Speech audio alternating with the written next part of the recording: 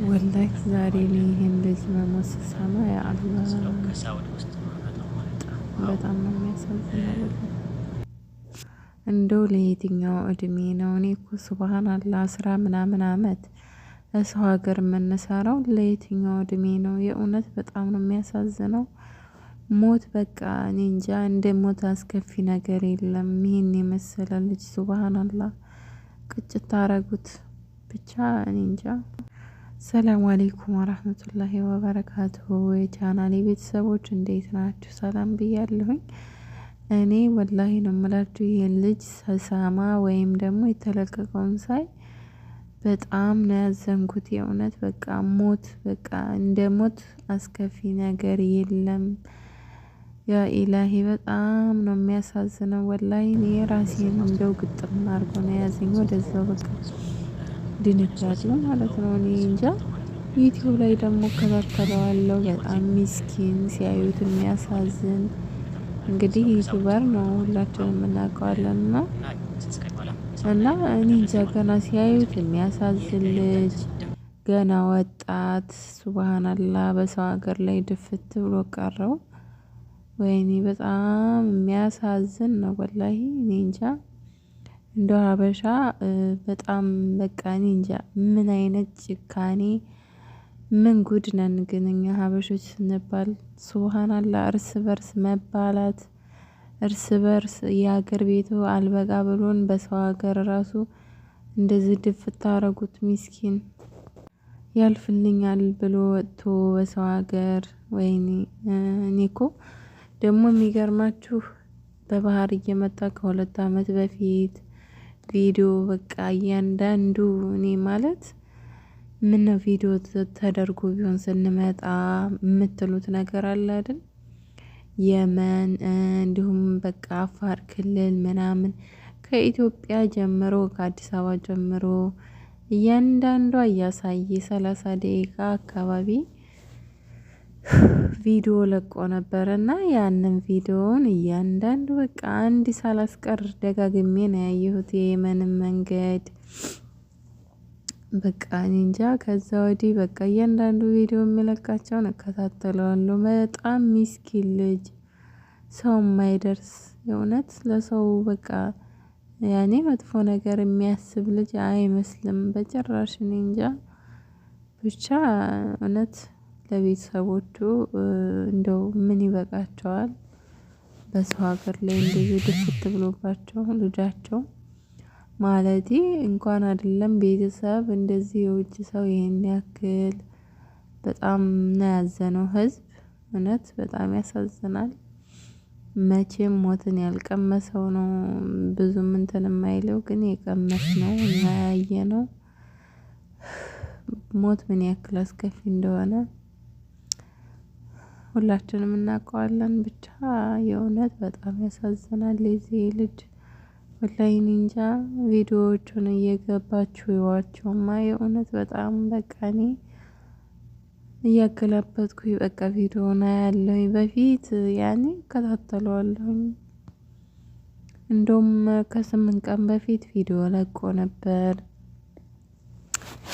ፕራንክ እየተደራረጉ ምናምን እንደዛ ቪዲዮ ለቆ ነበር። እንዲሁም ደግሞ የሆነ ስለማዳት ምናምን እያለ ቪዲዮ ለቆልን ነበር። እና ስራዬ ቡና መቁላት ነው ምናምን በዛ የተነሳ ትኩስ ነገር ስለሆነ እንትን ብሎኝ ፊቴን ተበላሽቶብኝ እያለ የእውነት በቃ በጣም በጣም ያሳዝናል። የአላህ እኔ እንጃ በሰው ሀገር ላይ እንደዚህ የምንለፋው ወላሂ እኔ በጣም ይገርመኛል። 10 ምናምን አመት ከ10 አመት በላይ ከ8 አመት 7 አመቴ ነው 10 አመቴ ነው እንላለን። እንደው ለየትኛው እድሜ ነው ይሄን ያክል በሰው ሀገር የምንቀቀለው? ኧረ ወይኔ ወላሂ እንዴ ምን አባቱ ወላሂ እንግባ ሀገራችን። እንዲሁም ደግሞ ኢቃማ ያላችሁ እየገባችሁ እባካችሁ ቤተሰቦቻቸውን እዩ፣ ተገናኙ። የእውነት ህይወት በጣም አጭር ናት። ህይወት በጣም አጭር ናት። እንደዚህ ድንገት ነው በቃ ጧት ታይተን ማታ የለንም፣ ማታ ታይተን ጧት የለንም። እኛ ሰዎች በቃ ረጋፊ ነንና ኢቃማ ያላችሁ እህቶቼ ወንድሞቼ እየገባችሁ ቤተሰቦቻችሁን እዩ። ለዱንያ ይሄን ያክልኛ ወላሂ ሁሉም መቼም ሲደርስበት ነው የሚያውቀውና እንደው ኢንሻአላህ ቢዝኒላህ ኧረ ምን አባቱን የሰው ሀገር ለየትኛው እድሜያችን ለየትኛው የእውነት በቃ ከልጆቻችን ከቤተሰቦቻችን ተለይተን ስንት አመት በቃ ልጆቻችን ያለ እናት ያለ አባት እያደጉ ለየትኛው እድሜ ነው ይሄን ያክል አፈርዴም የምንበላው በሰው ቤት አኗኗሪ ሆነን የምንኖረው?